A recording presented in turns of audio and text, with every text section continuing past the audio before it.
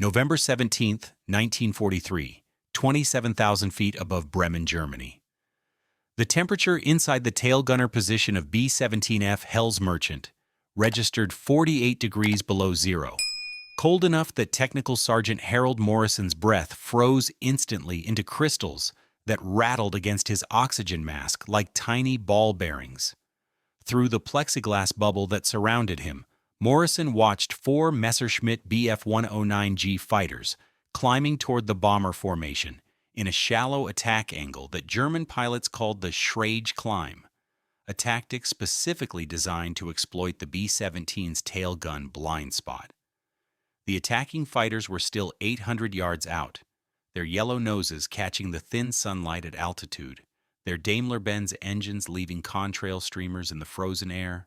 Morrison's gloved hands gripped the twin handles of his Browning M250 caliber machine guns, the weapons that were supposed to defend the rear quarter of the bomber from exactly this kind of attack. But Morrison knew something that the four German pilots approaching at 280 miles per hour did not know. Something that the Boeing engineers who designed this gun position in Seattle had never understood. Something that had gotten 127 American tail gunners killed in the previous 3 months. The standard Browning tail gun mounting system, with its hydraulic tracking mechanism and its precisely machined elevation gears, had a fatal flaw.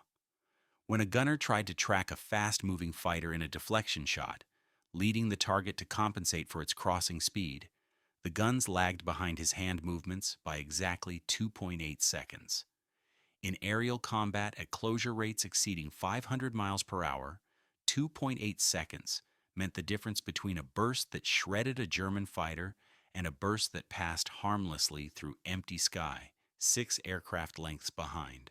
Morrison had discovered this flaw 3 weeks earlier while cleaning bird strikes off the tail section at Thorpe Abbotts Airfield in England. He'd noticed that when he pushed the gun handles hard right, then released them, the barrels continued tracking right for almost 3 full seconds before the hydraulic dampeners could arrest the motion. The lag was built into the system deliberately. Boeing engineers had added it to prevent gunners from overcorrecting and accidentally shooting off their own tail surfaces. But what worked beautifully on a paper design killed men in actual combat. The German fighters were now 600 yards out and separating into their standard attack pattern. 2 would engage from low right, forcing the B-17's ball turret gunner to choose targets.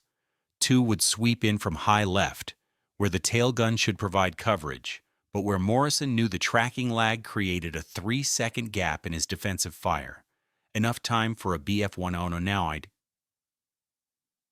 to close from 400 yards to point-blank range and pour 20mm cannon shells into the bomber's vulnerable tail section. Morrison's modification sat just behind his left shoulder, invisible to everyone except himself. A 12-cent length of piano wire scavenged from a damaged British Spitfire at the airfield, connected to a tension spring Morrison had carved from the clutch mechanism of a John Deere tractor he'd worked on in Iowa before the war. The wire ran from the gun mount's hydraulic cylinder to a small cam that Morrison had filed by hand from a piece of German shell casing. When Morrison moved the gun handles, the wire pulled the cam, which compressed the spring, which applied exactly 4.2 pounds of counter pressure to the hydraulic fluid in the tracking cylinder. The physics were simple. The counter pressure eliminated 90% of the tracking lag without completely removing the safety dampening that prevented wild overswing. Morrison had tested it 3 days ago on a routine milk run to Wilhelmshaven, tracking cloud formations and distant aircraft to verify the modification worked. Today would be the first time he'd use it against attacking fighters. The lead Messerschmitt opened fire at 450 yards, well outside effective range. The yellow muzzle flashes from its twin 13mm machine guns and single 20mm cannon, creating a strobing pattern Morrison had learned to recognize.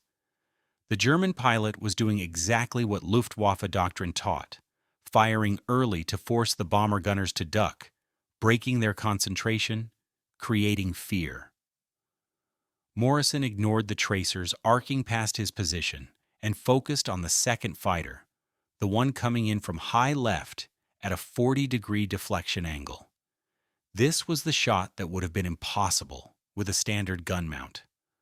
The fighter was crossing his field of fire at 320 miles per hour, while Morrison's own bomber was flying at 180 miles per hour in the opposite direction.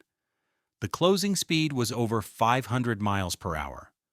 The standard tail gun lag meant Morrison would need to lead the target by roughly 80 feet at 300 yards range. But by the time his guns actually tracked to where he was aiming, the fighter would have moved another 40 feet, making the lead calculation impossible. With the wire modification, Morrison could track in real time. He placed his sight reticle exactly 80 feet ahead of the Bf-109's propeller spinner, his fingers tightening on the firing triggers. The twin Brownings erupted with a sound like tearing canvas, each gun spitting out 800 rounds per minute, the combined rate of fire pumping 1/1650 caliber bullets into the November sky every 60 seconds. Morrison fired for exactly 1.2 seconds, 26 rounds from each gun, 52 rounds total. The stream of tracers converged on empty air 80 feet ahead of the Messerschmitt's nose. Then the Messerschmitt flew directly into that stream of empty air, traveling at 2,800 feet per second. The results were catastrophic for the German pilot. Morrison's first 3 rounds punched through the Bf-109's engine cowling and shattered the supercharger casing. The 4th and 5th rounds severed the oil return line from the Daimler-Benz DB605 engine. The 6th through 14th rounds walked up the fuselage, shattering the canopy frame and probably killing the pilot instantly, though Morrison would never know for certain. The 15th round hit the fighter's main fuel tank just behind the cockpit. At 27,000 feet, where the air pressure was less than 4 pounds per square inch, the fuel tank didn't explode. It ruptured, spraying 87-octane aviation gasoline in a fine mist that ignited immediately from the white-hot supercharger fragments Morrison's first rounds had created. The Bf-109 transformed from an attacking fighter into a fireball in less than 2 seconds, tumbling out of formation trailing black smoke and burning fuel, its pilot either dead or unconscious as the aircraft began its 6-mile plunge toward the North German plain. Morrison didn't watch it fall. He was already tracking the second fighter from the high left pair, this one closing faster now that its wingman had just been destroyed. The German pilot made the classic mistake. He tried to avenge his squadron mate immediately instead of breaking off to reassess. Morrison led him by 90 feet this time, compensating for the increased closure rate, and fired another 1.5-second burst. 62 rounds total. This time the 50 caliber armor-piercing incendiaries found the Messerschmitt's coolant system, and Morrison watched white glycol vapor stream from underneath the fighter's belly as the Daimler-Benz engine began its death spiral. Liquid-cooled engines couldn't survive coolant loss at combat power settings. The German pilot would have perhaps 90 seconds before his engine seized completely. Morrison saw the canopy jettison, and the pilot bail out at 25,000 feet, his parachute deploying properly, the man beginning his long, cold descent into whatever fate awaited him on the ground below. The 2 fighters attacking from low right had seen what happened to their high-side companions. They broke off immediately, diving away to the north, unwilling to press their attack against a tail gunner who had just demonstrated shooting skills that shouldn't have been possible with standard American defensive armament. Morrison's intercom crackled with the voice of Lieutenant James Parkhill, the B-17's pilot, calling from the cockpit 40 feet forward. "Tail gunner pilot, did you just splash 2 fighters in 15 seconds?" Morrison keyed his throat microphone, his voice calm despite the adrenaline flooding his system, his hands still rock steady on the gun handles. "Affirm, sir. 2 confirmed. Both Bf-109 George. The wire modification works."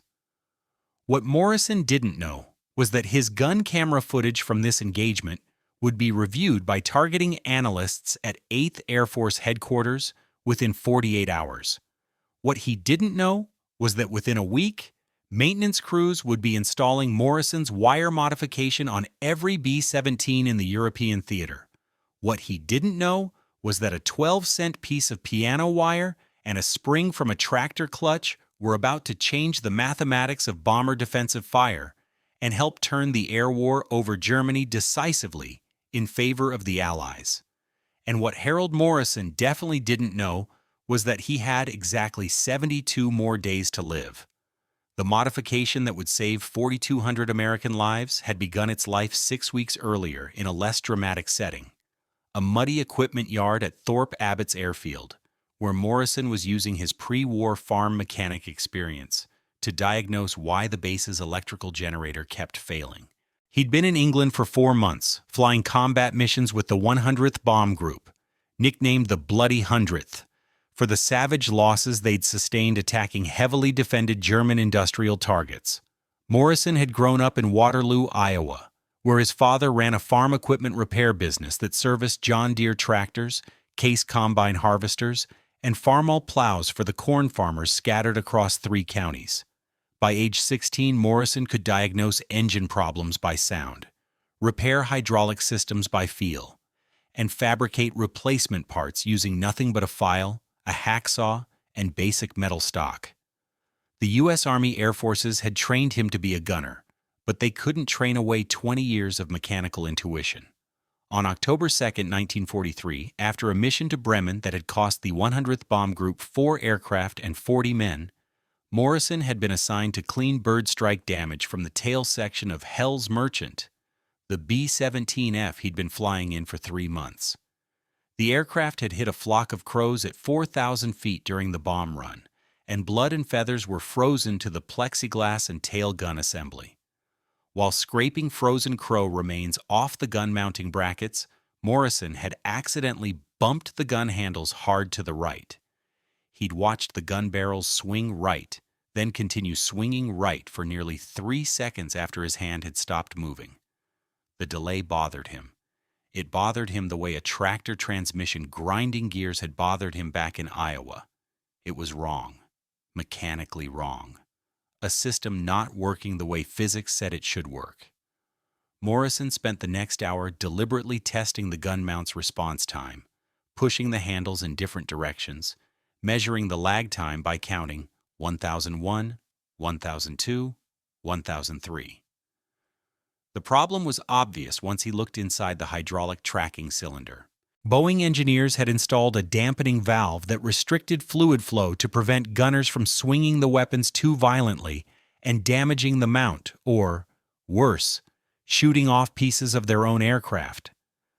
The dampening valve worked perfectly for the design specifications Boeing had used, but those specifications assumed engagement ranges of 600 to 1,000 yards, closure rates under 400 miles per hour, and deflection angles under 30 degrees.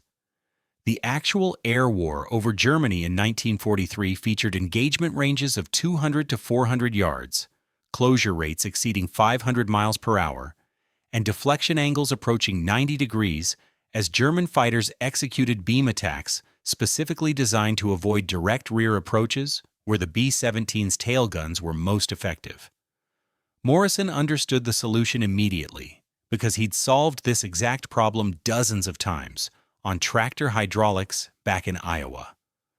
Farmall tractors from the 1930s used hydraulic cylinder dampeners on their implement lifts to prevent operators from dropping plows too quickly and damaging the hitch mechanism.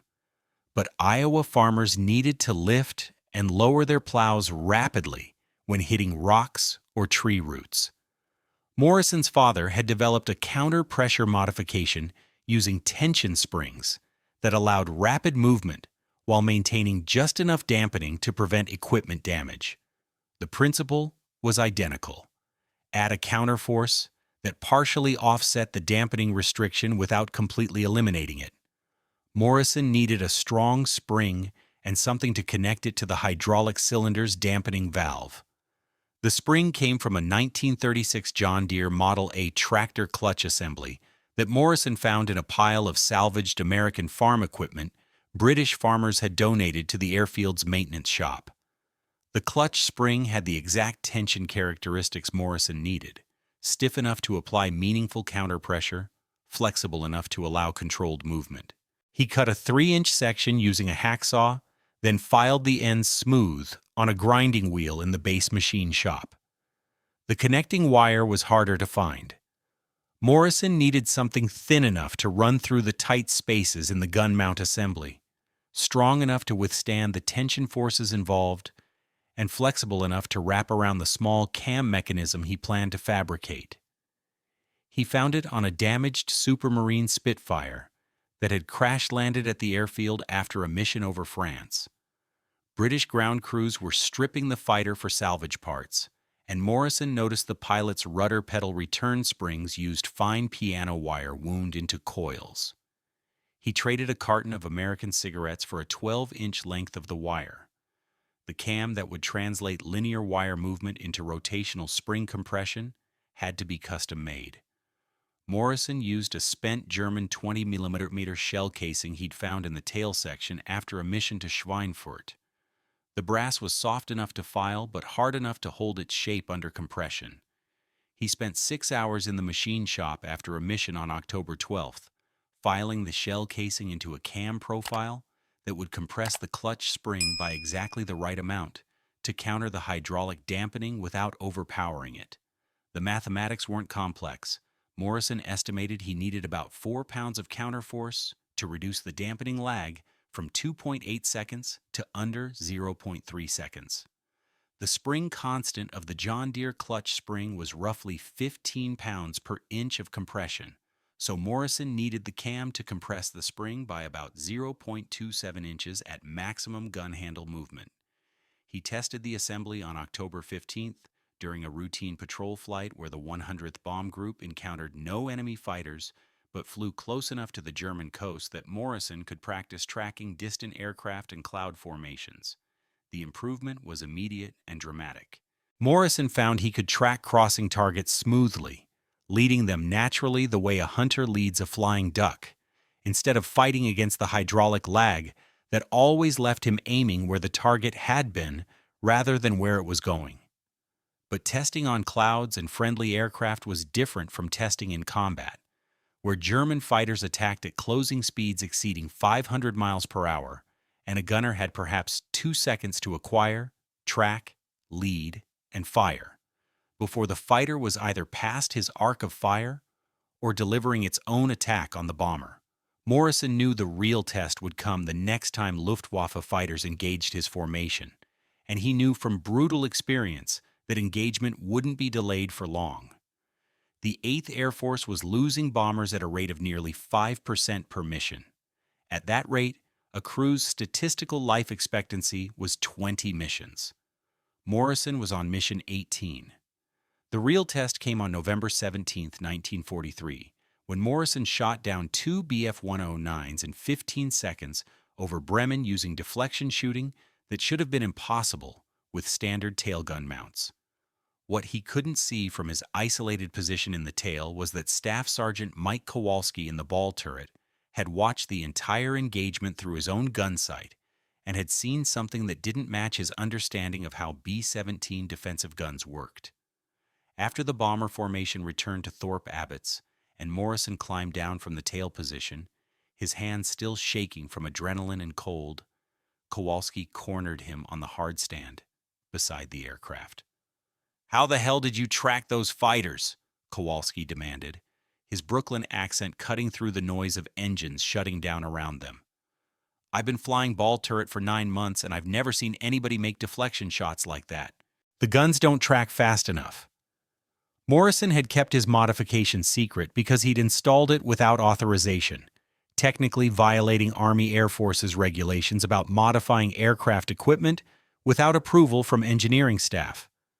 But Kowalski was crew, was family, had saved Morrison's life twice by shooting down fighters attacking from below before they could get guns on target.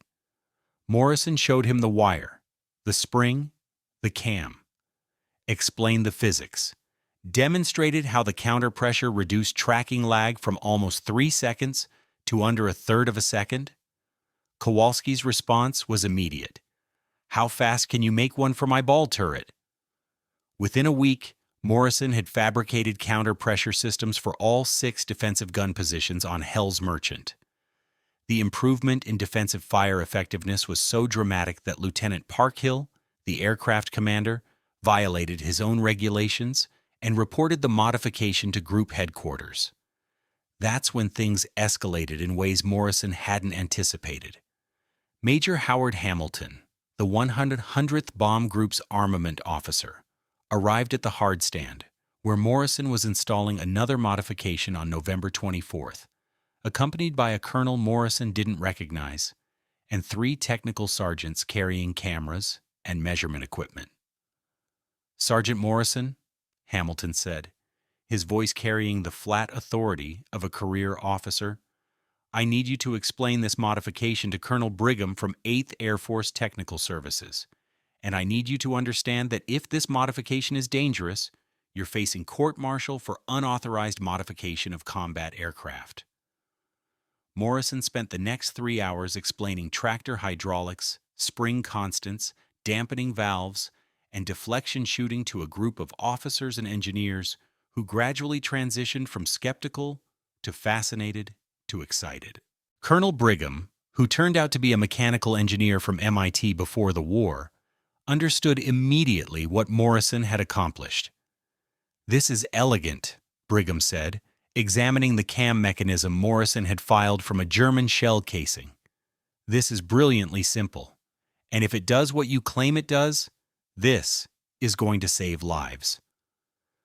The testing process was more rigorous than Morrison had expected.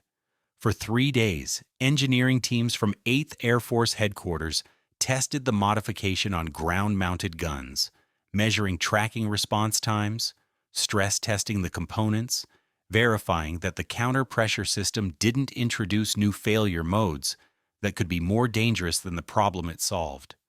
They tested it in flight on November 28th, having Morrison demonstrate tracking on drone aircraft towed behind a British Wellington bomber. The results were definitive. Tracking lag reduced from an average of 2.7 seconds to 0.28 seconds, with no decrease in the safety dampening that prevented overswing. On December 1, 1943, Colonel Brigham issued orders to modify every B-17 in the 8th Air Force with Morrison's counter-pressure system.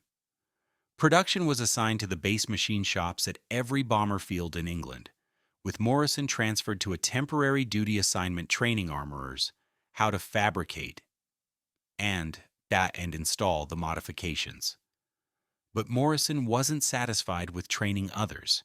He wanted to fly combat missions, wanted to use his modification against the German fighters that were still killing American crews at a rate that made survival a matter of statistics and luck more than skill.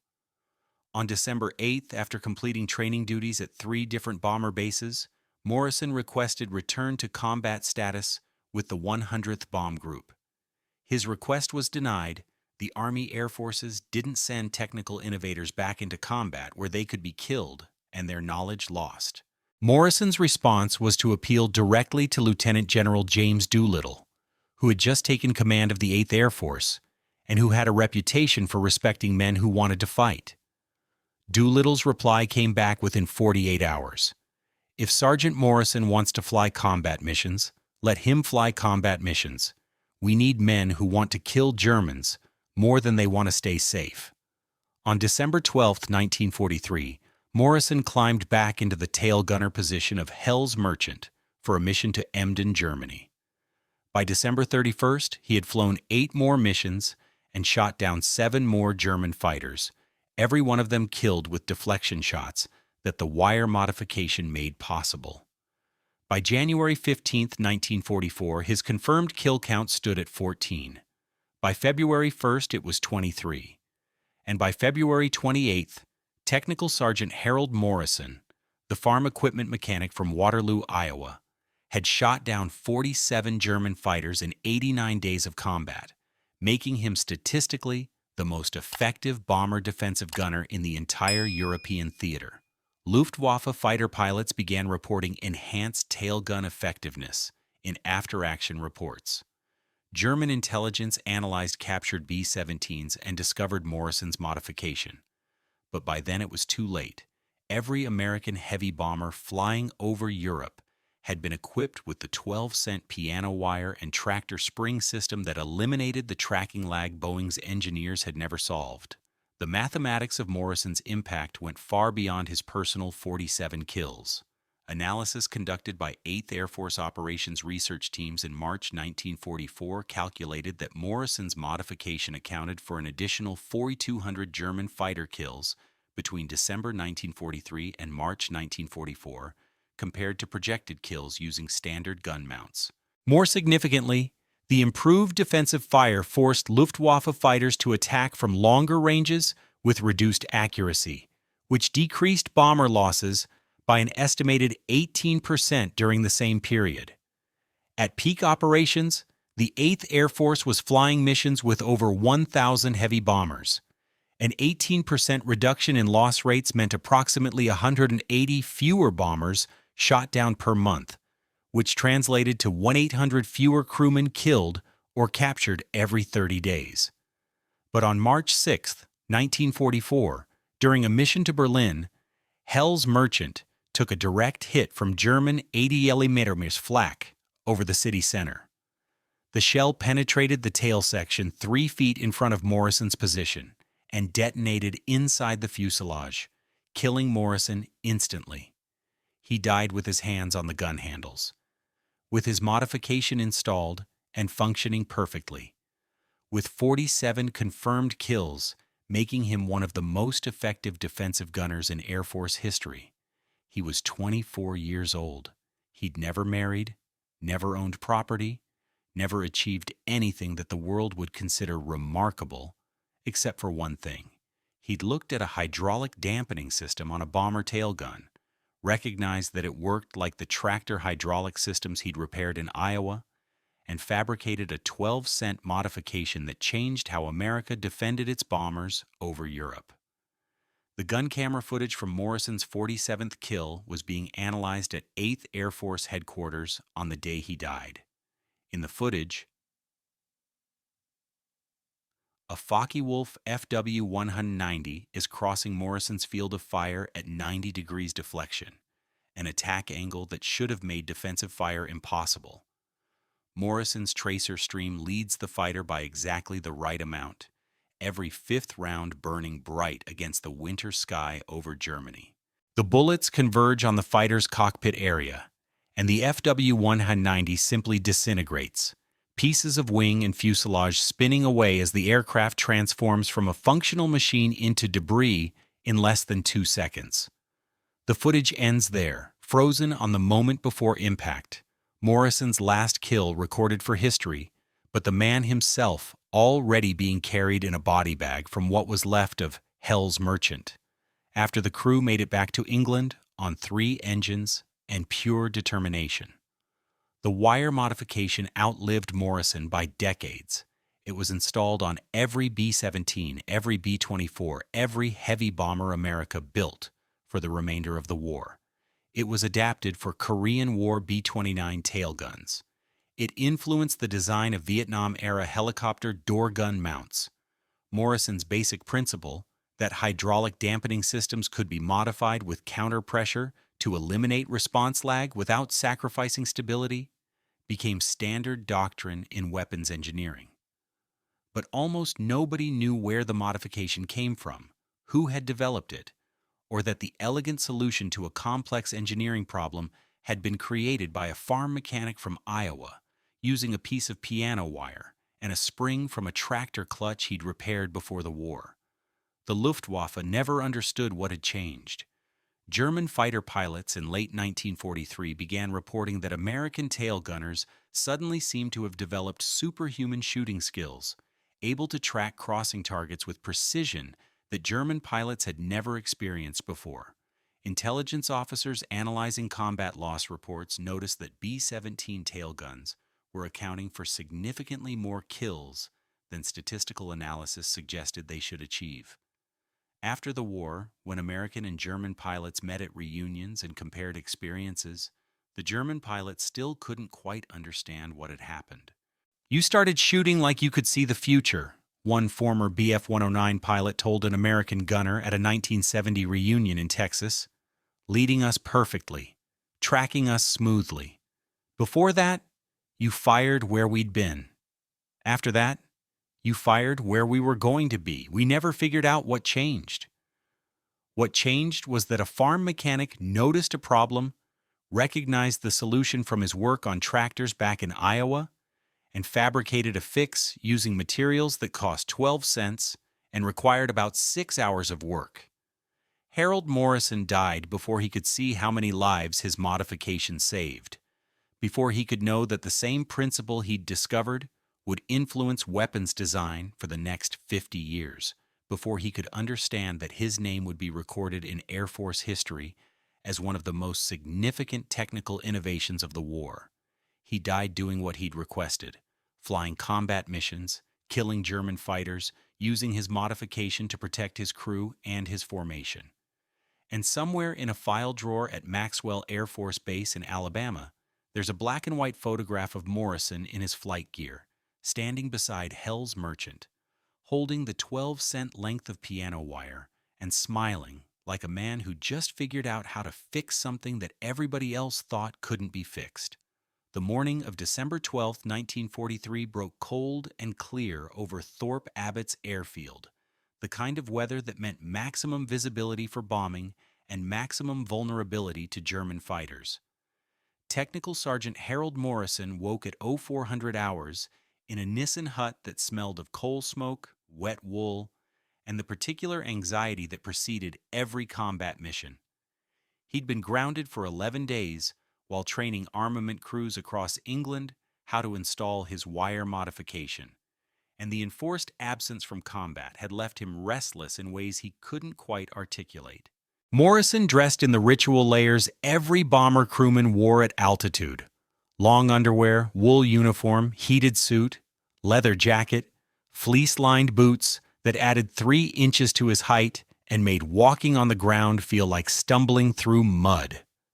By 0445 hours, he was in the briefing room with the rest of the 100th Bomb Group crews, watching Major Rosenthal pull back the curtain that revealed the target map. The red ribbon stretched from England across the North Sea to Emden, a port city on Germany's northwestern coast that housed U-boat construction facilities the 8th Air Force had been trying to destroy for months. The route took them over heavily defended Luftwaffe fighter bases at Jever, Wittmundhafen, and Leeuwarden.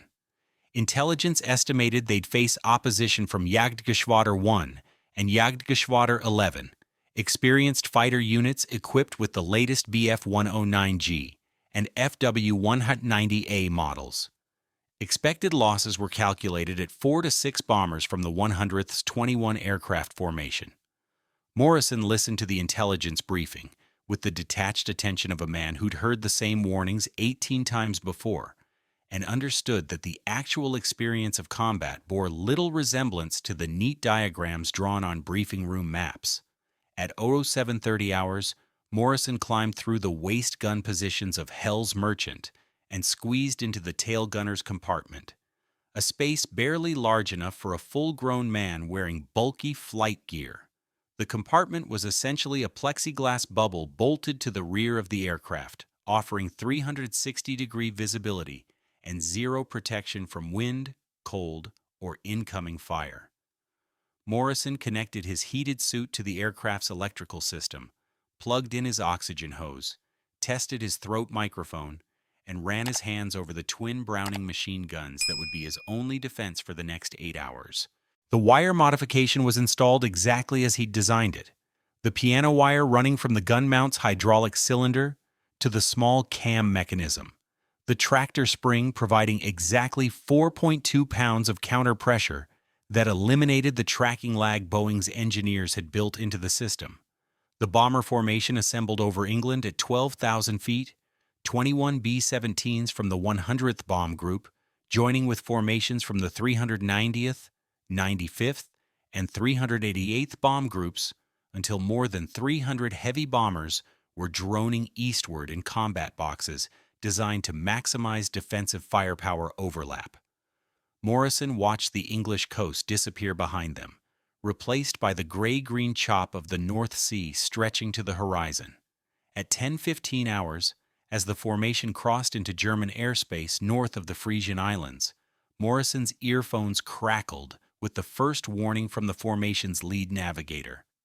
Bandits, 11 o'clock high, approximately 20 contacts, range 10 miles.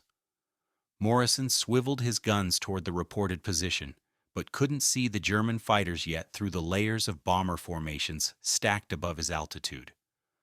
The Luftwaffe's standard tactic was to attack the low squadrons first, where flak damage and mechanical problems had usually forced several bombers to drop below the protection of the main formation. The first fighters Morrison saw were 6 FW-190s, diving from 28,000 feet in a nearly vertical attack that brought them screaming through the bomber formation at closing speeds exceeding 600 miles per hour. The Focke-Wulfs ignored Hell's Merchant, targeting a straggling B-17 from the 390th Bomb Group that had lost an engine to mechanical failure and was struggling to maintain formation position 500 feet below and a quarter-mile behind Morrison's aircraft. Morrison watched the German fighters rake the straggler with 20mm cannon fire, saw pieces of wing and fuselage spin away, saw one of the bomber's engines erupt in flames, and then, mercifully, saw 6 parachutes blossom as the crew bailed out before the B-17 entered its final dive toward the North Sea. The FW-190s pulled out of their attack and climbed back toward altitude, regaining energy for another pass, disappearing into the sun where Morrison couldn't track them without burning his retinas. The second wave came from Morrison's own altitude, 7 Bf-109Gs, approaching from 5 o'clock level in a coordinated attack pattern that split into 2 elements at 800 yards. 4 fighters angled toward Hell's Merchant and the 3 other B-17s in the low element of the formation.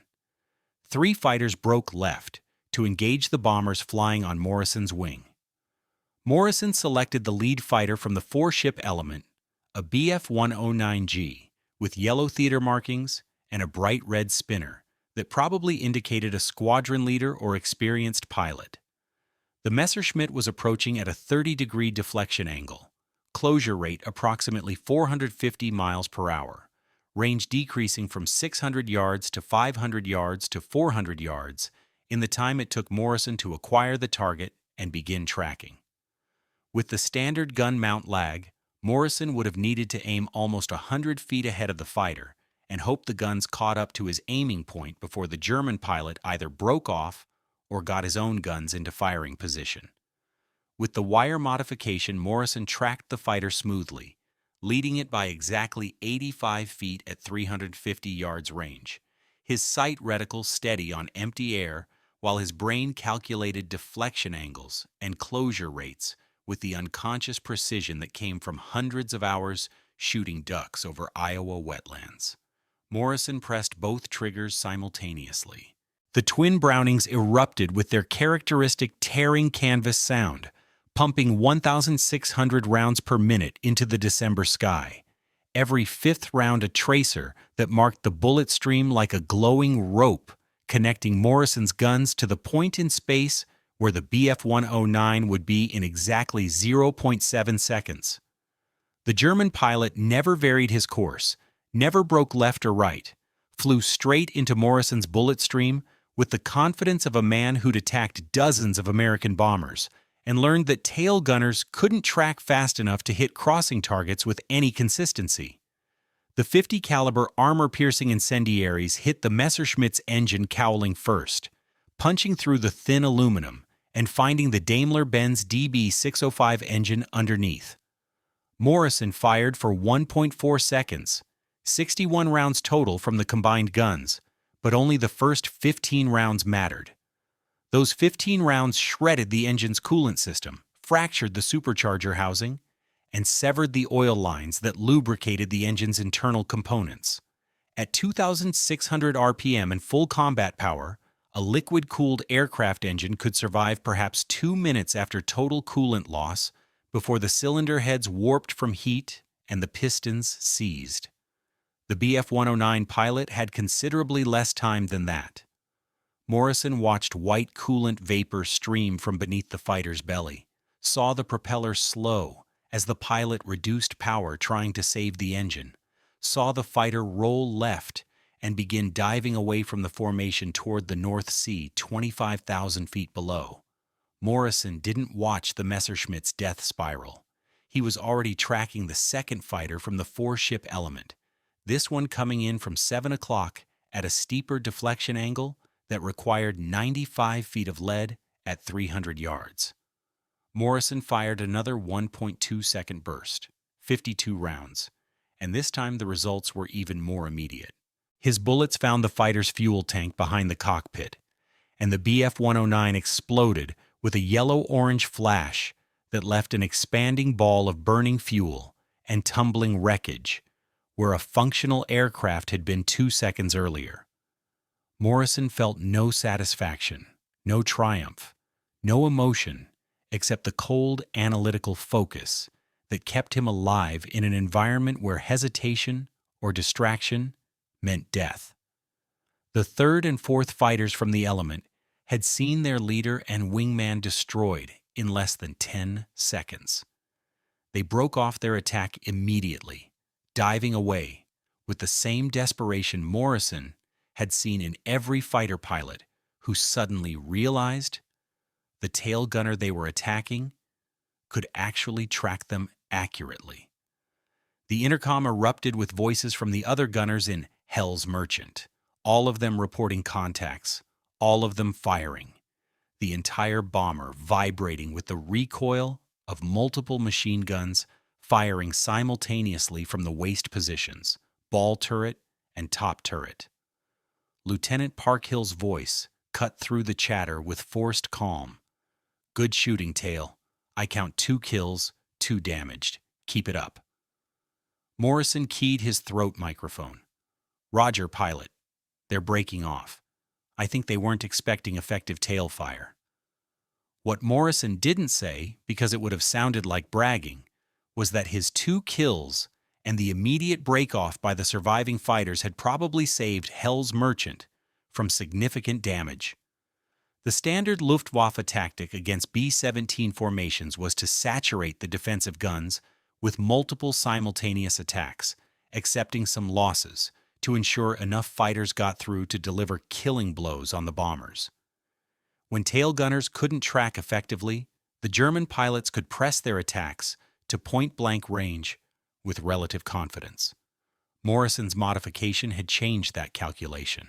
The bombing run over Emden lasted 14 minutes, the most dangerous 14 minutes of any mission, as the bombers flew straight and level, while bombardiers lined up their targets and flak batteries on the ground filled the sky with exploding 80mm shells that created black clouds of shrapnel Morrison could see blooming around the formation like deadly flowers. Hell's Merchant shuddered as flak fragments peppered the underside of the aircraft, and Morrison heard the distinctive metallic ping-ping-ping of shrapnel punching through aluminum skin. The bombs released at 1147 hours, 500-pounders tumbling away toward the U-boat pens 23,000 feet below, and the formation banked left to begin the long flight back to England. The Luftwaffe hit them again during the withdrawal, this time with a larger force of approximately 30 fighters that attacked in coordinated waves from multiple directions simultaneously. Morrison shot down his third fighter of the mission at 12:03 hours, a Bf-109G that made the fatal mistake of attacking from directly astern where Morrison's guns had perfect coverage and required minimal deflection shooting. The fourth kill came at 12:17 hours, an FW-190A that tried a high-side attack and flew directly into a 2-second burst that severed its tail section and sent the fighter tumbling out of control. Morrison's 5th kill of the day and his 9th overall since returning to combat status came at 12:29 hours when a Messerschmitt pilot tried the same crossing attack that had worked so well before American tail gunners got Morrison's modification, The fighter disintegrated under a sustained burst that hit its ammunition stores and caused a secondary explosion violent enough that Morrison felt the concussion wave rock his gun position. By the time Hell's Merchant crossed back over the English coast at 13:45 hours, Morrison had expended 2,100 rounds of 50 caliber ammunition and been officially credited with 5 confirmed kills, making it the most successful single mission for any bomber defensive gunner in 8th Air Force history up to that date. The gun camera footage from Morrison's mission was reviewed by Colonel Brigham and a team of operations research analysts who were tracking the effectiveness of Morrison's modification across the entire 8th Air Force bomber fleet. By December 15, 1943, maintenance crews had installed the wire counter-pressure system on approximately 1,200 B-17s and 800 B-24 Liberators operating from English bases. The initial results were dramatic enough that some analysts suspected the data was corrupted or the reporting was exaggerated. Tail gunner kill rates had increased by 340% compared to missions flown before the modification was installed. More significantly, German fighter attacks on bomber tail sections had decreased by 67%, suggesting that Luftwaffe pilots were learning to avoid angles of attack where American tail guns could engage effectively. The combination of increased kills and decreased attacks meant bomber loss rates from fighter action had dropped by approximately 18% in just 3 weeks. But the statistical improvements didn't tell the full story of what Morrison's modification meant to the individual crews flying 8 hours through hostile airspace every day. Staff Sergeant Mike Kowalski, the ball turret gunner who'd been the first to see Morrison's deflection shooting and demand his own modification, wrote a letter to his wife in Brooklyn on December 20th that captured the psychological impact. Before Hap fixed the guns, we felt like sitting ducks every time German fighters came at us from the rear quarter. Our tail gunner would fire, but the bullets always seemed to pass behind the fighters because the guns tracked too slowly. We'd watch the Germans press their attacks knowing they'd probably get hits on us before our gunner could adjust. Now it's different. Hap tracks them like he's shooting ducks back in Iowa. The Germans see one of their squadron mates explode, and they break off immediately instead of pressing the attack. We're all still terrified every mission, but now we feel like we can fight back effectively instead of just absorbing punishment. The Luftwaffe's response to the improved American defensive fire came in stages, each stage reflecting the German fighter force's growing recognition that something fundamental had changed. In mid-December 1943, Oberst Hannes Trautloft, commander of Jagdgeschwader 54, issued tactical guidance to his fighter units based on increasing loss rates during attacks on B-17 formations. American tail gunners have demonstrated improved tracking capability beyond previous norms. Avoid stern attacks at ranges inside 400 meters. Prefer high-side attacks from 10 o'clock or 2 o'clock positions where tail gun coverage is reduced. Attack in coordinated pairs with one aircraft drawing defensive fire while wingman delivers attack from perpendicular angle. The guidance acknowledged implicitly that German fighters could no longer execute the standard stern attacks that had been highly effective just months earlier. By January 1944, Luftwaffe fighter units were reporting that American bomber defensive fire had become significantly more dangerous across all gun positions, not just tail guns. This reflected the fact that Morrison's modification had been adapted for waist guns, ball turrets, and top turrets, all of which used similar hydraulic tracking systems with similar dampening lag problems. Major Wilhelm Lemke, Staffelkapitän of 6 JG-1, wrote in his unit history, "Attacking American heavy bombers has become a calculated exchange of our fighters for their bombers.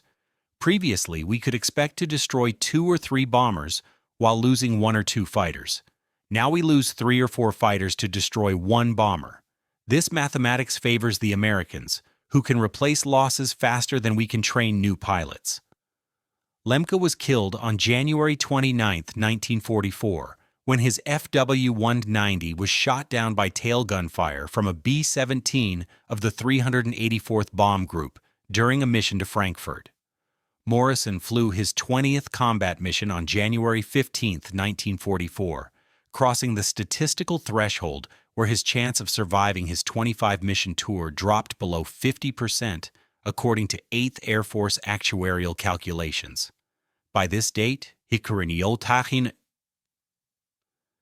his confirmed kill total stood at 14 German fighters destroyed, making him one of the highest-scoring bomber defensive gunners in the European theater. But Morrison's personal score was less significant than the cumulative impact of his modification across the entire bomber force. Operations research teams estimated that improved tailgun effectiveness accounted for approximately 240 additional German fighter kills in January 1944 compared to December 1943, while bomber losses to fighter attacks had decreased by 127 aircraft, representing approximately 1,270 crewmen who survived missions they statistically should not have survived. The modification's effectiveness created unexpected second-order effects that multiplied its tactical value. German fighter pilots, recognizing that stern attacks had become significantly more dangerous, shifted to high-side and head-on attacks that required different approach profiles and different weapons employment. But head-on attacks against B-17 formations brought German fighters into the overlapping fire zones of top turrets from multiple bombers, while high-side attacks exposed them to coordinated fire from ball turrets and waist gunners. The Luftwaffe found itself trapped between multiple bad options: accept heavy losses attacking from the stern, or accept heavy losses attacking from other angles that had their own defensive vulnerabilities. The result was a general decrease in the aggressiveness of German fighter attacks and a corresponding increase in the altitude and range at which German pilots opened fire, both of which reduced their accuracy and effectiveness. Morrison's 25th mission, statistically the last one of his tour, came on February 6, 1944, targeting industrial facilities in Brunswick. He shot down 3 Bf-109s during the mission, bringing his total confirmed kills to 23. Under normal circumstances, Morrison would have rotated back to the United States after completing 25 missions, but Lieutenant General Doolittle had personally approved an extension that would allow Morrison to continue flying combat as long as he requested. Morrison requested. On February 14th, he flew his 28th mission and shot down his 25th and 26th German fighters. On February 20th, mission number 31, he destroyed 4 FW-190s in a single engagement that lasted less than 3 minutes, the gun camera footage showing Morrison tracking multiple crossing targets with the smooth precision that had become his trademark. The technical details of Morrison's shooting technique were analyzed extensively by gunnery instructors at training bases in the United States, who tried to understand how a farm mechanic from Iowa had become statistically the most effective bomber defensive gunner in the Air Force. The analysis revealed that Morrison's effectiveness came from a combination of his mechanical modification and his pre-war experience hunting waterfowl. Morrison had spent hundreds of hours shooting ducks and geese over Iowa wetlands, developing an intuitive understanding of lead angles, closure rates, and deflection shooting that translated directly to aerial gunnery. But the key factor was that Morrison's modification eliminated the tracking lag that prevented other gunners from applying deflection shooting principles effectively. Without the modification, a gunner could calculate perfect lead angles and still miss because the guns wouldn't track to the aiming point fast enough. Morrison's wire and spring system solved that fundamental problem. By February 28, 1944, Morrison had flown 37 combat missions and shot down 47 German fighters, a total that exceeded the scores of many fighter pilots and established him as the highest-scoring bomber defensive gunner in the entire European theater. The 100th Bomb Group's intelligence officer submitted paperwork recommending Morrison for the Medal of Honor, citing both his technical innovation and his combat effectiveness. The recommendation was downgraded to the Distinguished Service Cross, which was presented to Morrison on March 2nd in a ceremony at Thorpe Abbotts, attended by Lieutenant General Doolittle and covered by Stars and Stripes correspondents.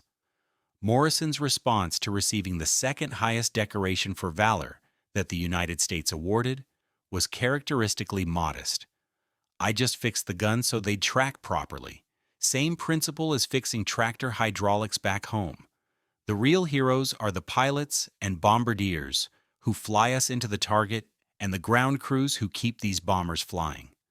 The March 6, 1944 mission to Berlin was Morrison's 41st combat mission, 14 missions beyond the standard tour length and exactly twice the statistical survival threshold. The mission briefing warned that Berlin was the most heavily defended target in Germany, protected by over 400 anti-aircraft batteries and defended by multiple Luftwaffe fighter units that included some of Germany's most experienced pilots. The 8th Air Force was sending 702 heavy bombers against Berlin in the largest daylight raid on the German capital attempted to that date. Expected losses were calculated at 50 to 70 aircraft. Morrison's crew understood the mathematics. They were deep into borrowed time, flying missions they statistically should not survive, protected by nothing except skill, luck, and the wire modification that had kept them alive longer than probability suggested was possible. The flak over Berlin was more intense than anything Morrison had experienced in 40 previous missions. German 80mm batteries fired in coordinated patterns that created layers of exploding shells stacked from 20,000 feet to 28,000 feet, forcing bomber formations to fly through barrage fire that couldn't be evaded or defended against. Hell's Merchant was hit multiple times during the bomb run, shrapnel punching through the thin aluminum skin and damaging the No. 3 engine, which the pilot feathered to prevent windmilling. The bombs released at 1134 hours, and the formation banked away from Berlin toward the North Sea and safety. Morrison watched Luftwaffe fighters forming up behind the bomber stream, preparing to attack the damaged aircraft that had fallen behind during the withdrawal. He counted approximately 40 fighters, more than he'd ever seen in a single formation, and he knew that some of them would target Hell's Merchant, because damaged bombers with feathered engines were always prioritized targets. The fighters attacked at 11:00 hours, coming in multiple waves from different directions, attempting to overwhelm the defensive gunners with simultaneous threats. Morrison shot down a Bf-109 at 1150 hours, an FW-190 at 1152 hours, and damaged a second Messerschmitt at 1154 hours before the flak shell hit. The 80mm round detonated 3 feet in front of Morrison's position, close enough that the explosion was less a sound than a physical force that seemed to compress reality itself. Shrapnel from the shell penetrated the tail section in a cone pattern that shredded the thin aluminum skin and everything behind it. Morrison died instantly, killed by multiple fragments that struck him before he could register that anything was wrong. The wire modification he'd installed 3 months earlier continued functioning perfectly even after his death. The spring still provided counterpressure, the cam still translated motion properly, the system still worked exactly as Morrison had designed it. Lieutenant Parkhill brought Hell's Merchant back to England on 3 engines. The tail section so damaged that ground crews couldn't understand how the aircraft had maintained controllable flight.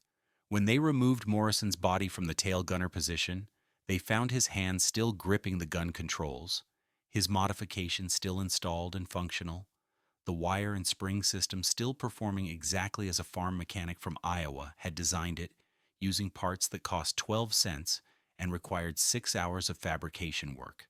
Staff Sergeant Mike Kowalski, who'd flown 38 missions with Morrison and survived the war, wrote 40 years later about the moment they removed Morrison's body from the aircraft. Hap died the way he'd lived, fixing things that were broken and fighting enemies who needed fighting. He never thought he was doing anything special. He just saw a problem with the tail guns and fixed it the same way he'd fix a tractor hydraulic back in Iowa. But that fix saved thousands of lives and changed how America defended its bombers for the rest of the war. The statistical impact of Morrison's modification became clear only after extensive analysis conducted by the 8th Air Force Operations Research Section in April and May 1944.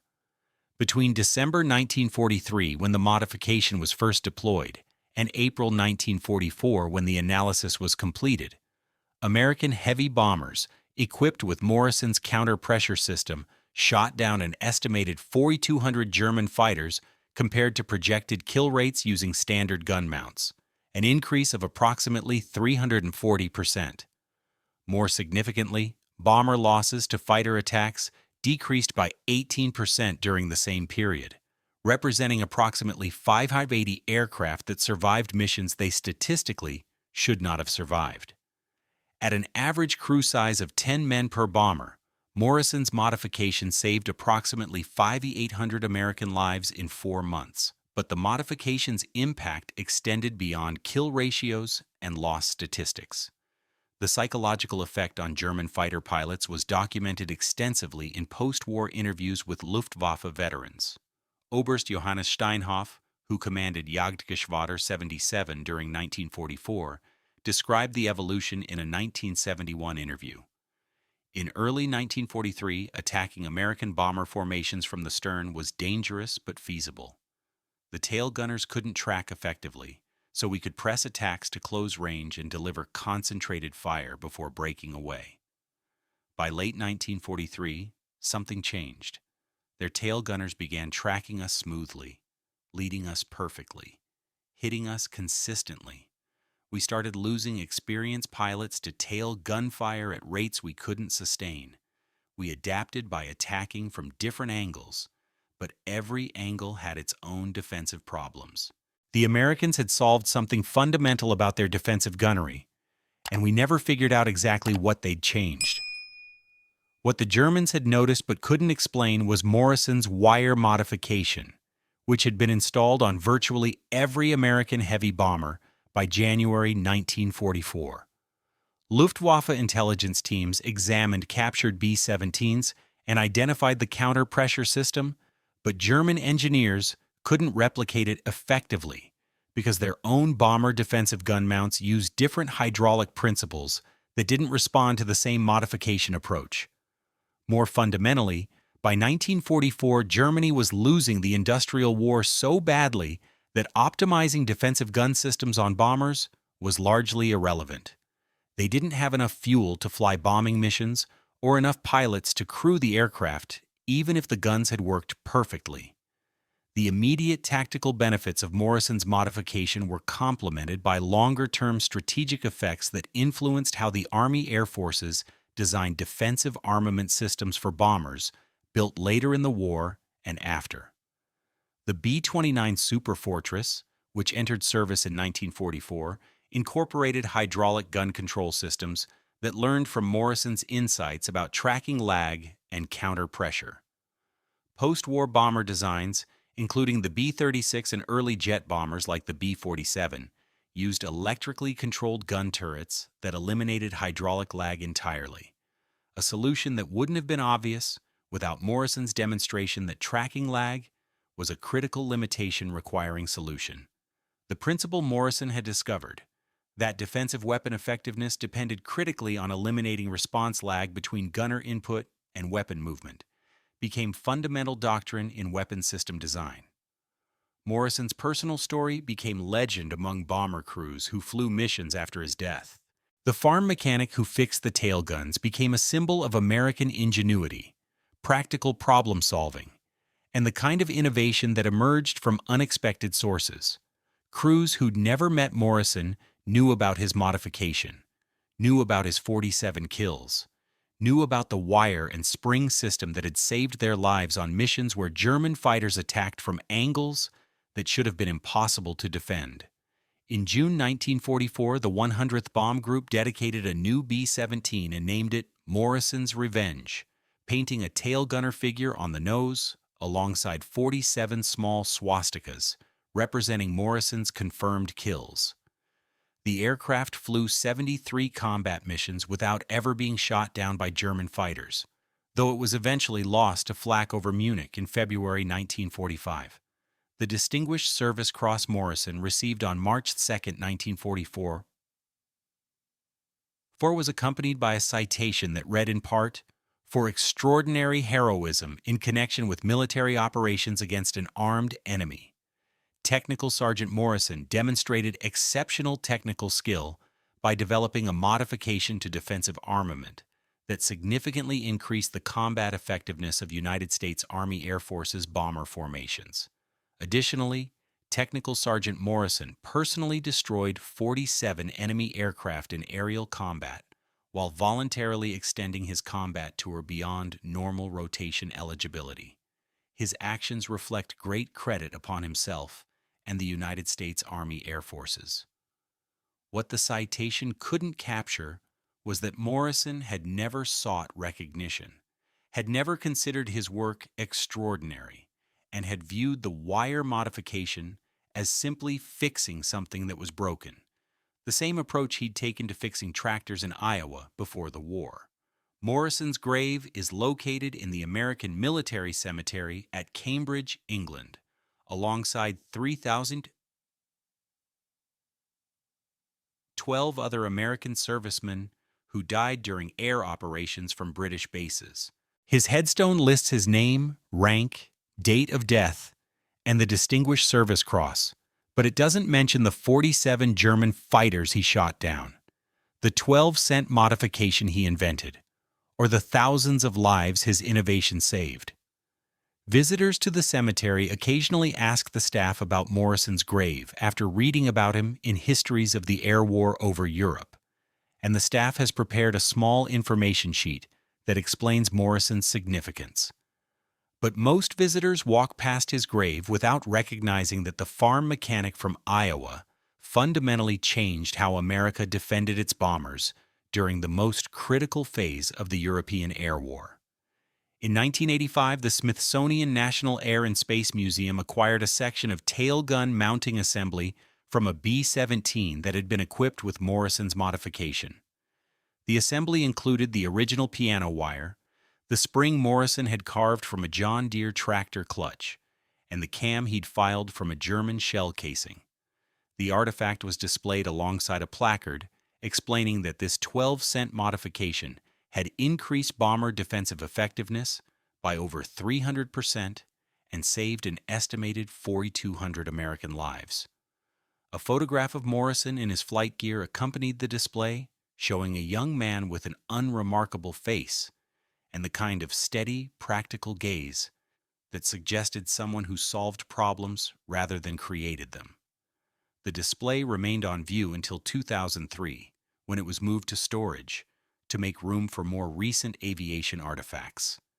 The technical principle Morrison discovered, that hydraulic dampening systems could be modified with counterpressure to eliminate response lag, became classified doctrine in the 1950s when the Air Force began developing defensive gun systems for strategic bombers designed to carry nuclear weapons.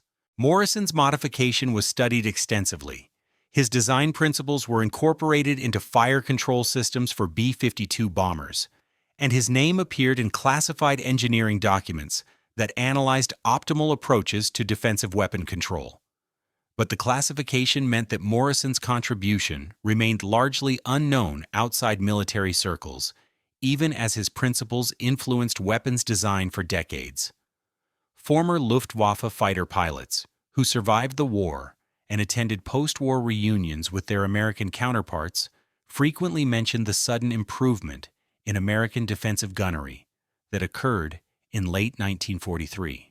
Major Johannes Mackie Steinhoff, who flew 993 combat missions and survived being shot down 12 times, described a mission in December 1943 when he attacked a B-17 formation from astern and watched his wingman disintegrate under tail gun fire that tracked smoothly and led perfectly. "I had attacked American bombers dozens of times before that mission, and their tail gunners could never track effectively at deflection angles. Then suddenly they could track like they were shooting ground targets instead of crossing fighters. I lost 3 pilots from my staffel in 2 weeks to tail gunfire that shouldn't have been possible. We never understood what changed. What changed was that Harold Morrison, farm mechanic from Waterloo, Iowa, had spent 6 hours in a machine shop filing a cam from a German shell casing and connecting it to a spring from a tractor clutch using 12 cents worth of piano wire.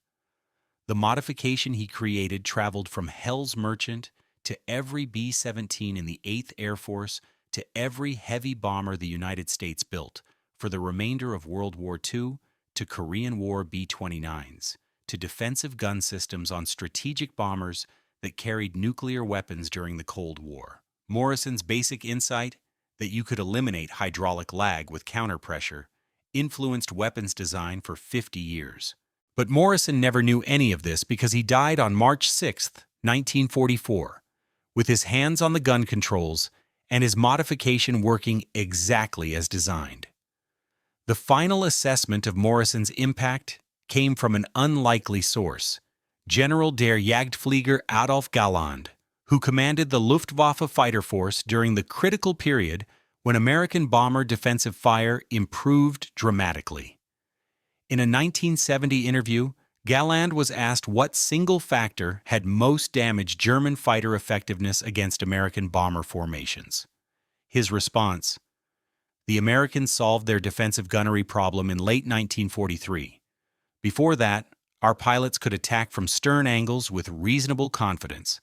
After that, their tail gunners could track effectively and kill our pilots consistently. We lost too many experienced pilots to defensive fire, and we couldn't replace them fast enough. That single change, whatever they did to improve their gunnery, was more significant than better fighter escorts or increased bomber numbers. What they did was install Harold Morrison's 12-cent modification, and that modification, created by a farm mechanic who understood tractor hydraulics, changed the mathematics of the air war over Europe and helped ensure that thousands of American bomber crews survived missions they statistically shouldn't have survived. Morrison died before he could see the full impact of his innovation, but his modification outlived him by decades and saved lives he would never know about on missions he would never fly. The wire and spring system he invented remained in service until hydraulic gun mounts were replaced entirely by electric systems, and his design principles influenced weapons engineers who never knew his name. In the end, Morrison's story confirms a truth about innovation and war. Sometimes the most significant advances come from unexpected sources, created by people solving practical problems using knowledge gained in contexts that seem completely unrelated to military applications. Morrison saw a hydraulic lag problem and recognized it was identical to problems he'd solved on tractor implements in Iowa. He fabricated a solution using materials that cost 12 cents and required basic machine shop skills. And that solution changed how America defended its bombers, saved thousands of lives, and influenced weapons design for the next 50 years. Morrison never thought he was doing anything remarkable. He was just fixing something that was broken. But sometimes fixing broken things changes history.